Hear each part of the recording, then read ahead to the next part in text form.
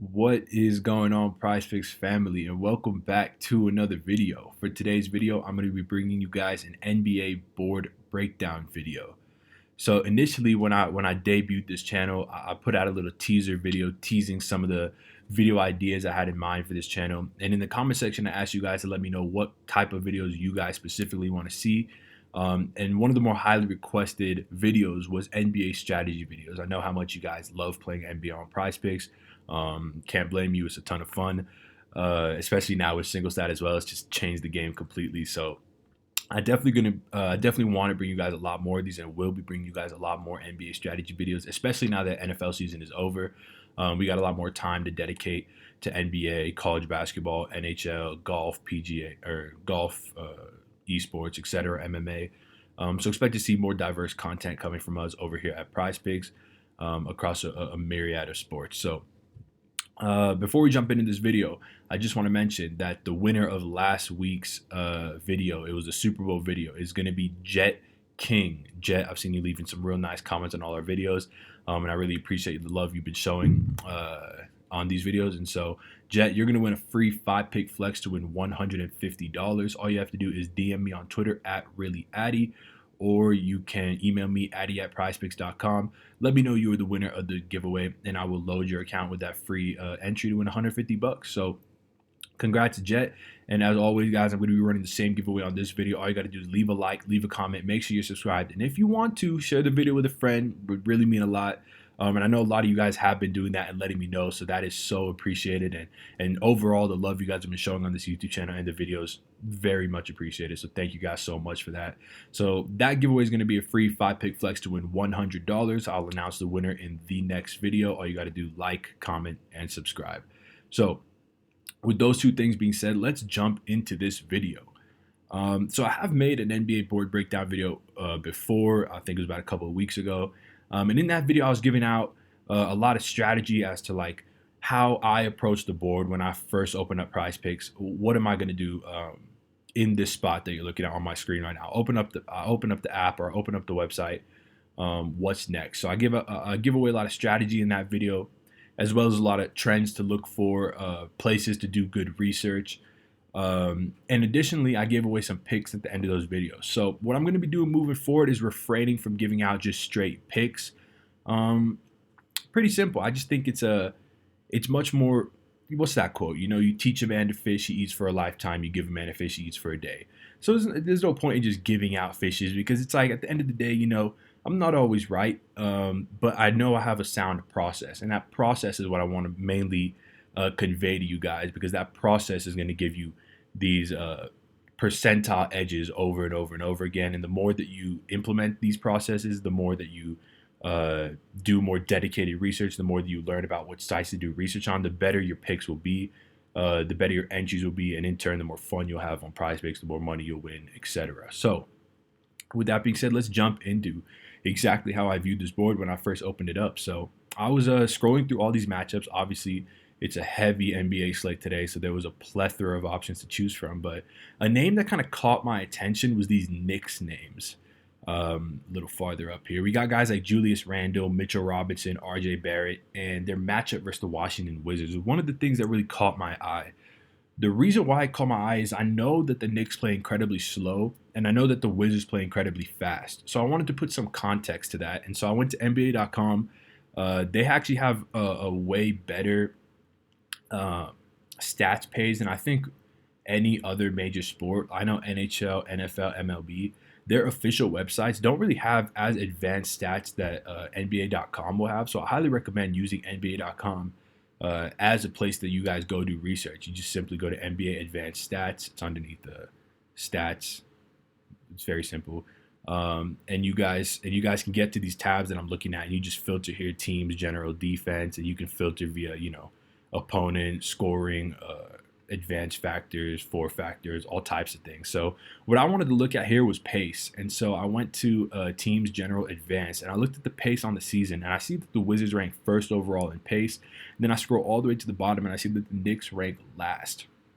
This is one of the most important trends in the NBA, is increase pace up matchups and the inverse being pace down matchups. When you see players who are playing in high pace matchups, as opposed to their regular game tempo, that's just extra possessions that typically aren't going to be factored into their overall projection on prize picks. Excuse me. So, with that being said, like we see the Knicks are having, they almost run eight. Let me do the math here. 104 minus 96, 8 possessions more per game, 8 possessions less per game than the Washington Wizards. And I think that's indicative of what we're going to see in this game. We're going to see the Knicks have a ton more possessions than they're used to. We're going to see the Wizards have significantly less possessions than they're used to. So what we do there is we give a little bump to some of these Knicks players. We're more inclined to take overs on these Knicks guys. And on the inverse, we'd be more inclined to take unders on these Wizards guys because a lot of their average fantasy point output is based on high-paced games, and they're going to be playing in one of the slower-paced games now, or at least a slower paced down spot versus the New York Knicks. So a guy like RJ Barrett, who we know is averaging like pretty good numbers on the season. He's got 17 points per game, 3 assists per game, a little over 6 rebounds per game. Right there, if he just hits his averages, you know he's hitting the over in this spot.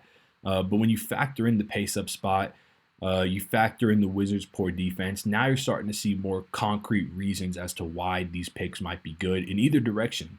You could take overs with Knicks guys, unders with Wizards guys. There's no locks in these, but there's definitely merit into deciding which direction to go. And so that's one trend I really wanted to mention with some Knicks guys. And then another trend I wanted to mention was centered around a guy like Luka Doncic. So we've talked about in the past how we are scanning the board and going with gut instincts in a lot of these spots. I'm personally a big believer in gut instinct. I played DFS for income prior to being employed by PrizePicks. I did this for 4 or 5 years throughout high school, college, and I'm a big believer in gut instinct. I think if you trust your gut, not only is there I don't know the science behind it, but not only is there science behind going with your initial read, but it's also just better. Like if you lose on your own conviction, it's way better than losing on someone else's conviction, and vice versa with winning. It's way better to win on your own picks than it is to win on what someone else told you.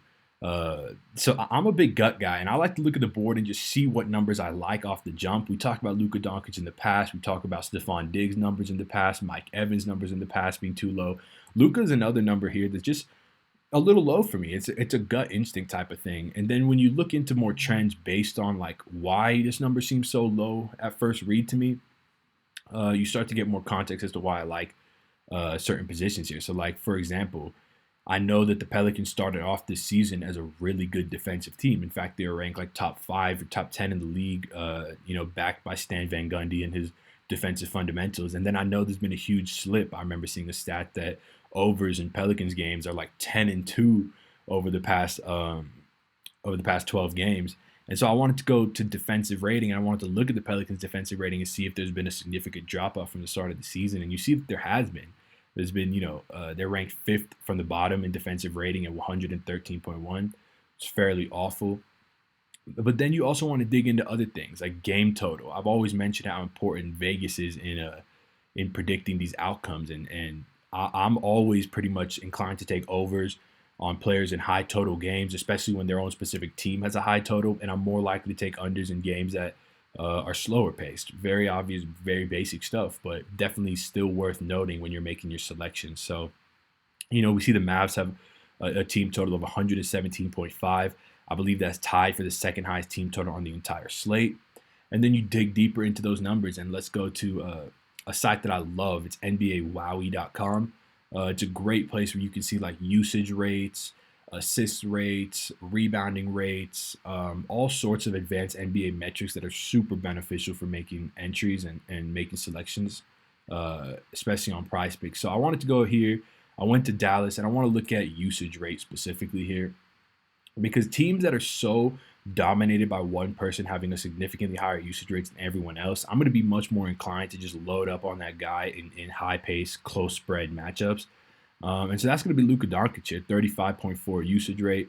It's 8 higher than the next guy who plays significant minutes. That's Kristaps Porzingis, who also plays some limited minutes as well. And then just based on the eye test, there's no one on this Pelicans team who can really check Luka.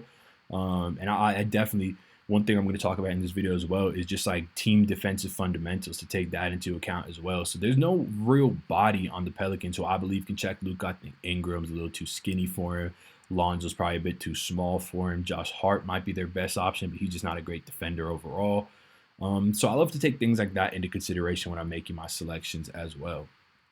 With that being said, let us actually move forward into some of these single stat picks. I really have a couple strong ones. Let me pull up one specific guy here that I want to talk about, and that's going to be Rudy Gobert. So this is ESPN. ESPN, I just use it because I like their interface as far as looking at like last 10 stats as well as, overall stats versus specific teams, etc. Waiting for this to load. But one of the things that I do want to mention is Rudy Gobert. His single stat projection at points was 14.5. So interesting, because if you go to his ESPN stat, you see Rudy Gobert is averaging 13.5 fantasy points, 13.5 real points per game. You can see that right here. And then you see versus the Bucks in his one game versus the Bucks, he's averaging 9 fantasy points per game. And so this had me thinking about what are the Bucks' defensive fundamentals. We talked about that a little bit earlier, and I know the Bucks specifically were a team last season that would do everything they could, sell out to stop the three, and they would give up a ton of points in the paint. But I remember hearing that a lot of these Bucks trends are flipping. Now, a lot of these guys, like the Bucks, are having trouble defending the three, and they're doing a much better job defending the paint with Brook Lopez, Giannis Antetokounmpo. And so again, I had an idea about that, but I wanted to put context to it. So I went to go look at NBA.com, and I wanted to see exactly if that was true. And so I went over here, teams, general, and opponent stats, and I want to see opponents' three-point percentage. I want to see, are the Milwaukee Bucks giving up a high percentage of threes? And the answer to that would be yes. They are giving up threes at almost a 40% clip, and they're allowing quite a few threes as well, one of the highest clips in the league, allowing the 5th most three-pointers per game. Then I also want to see, is the inverse of that true? Are they also doing a good job defending points in the paint as opposed to last year? And that too would be true. They ranked 4th overall in points in the paint, giving up only 42.5 points in the paint. So a guy like Rudy Gobert, whose single stat projection is sitting at 14.5 fantasy points, I am more inclined to take the under on this simply because of these stats that we've gone over.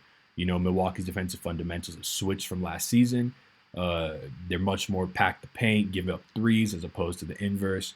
And a guy like Rudy Gobert, we know he's not shooting threes. He's pretty much going to live in the paint. And so defensive fundamentals, that's another trend that I just really want to hammer home as something to look for when you're making your selections on PrizePicks.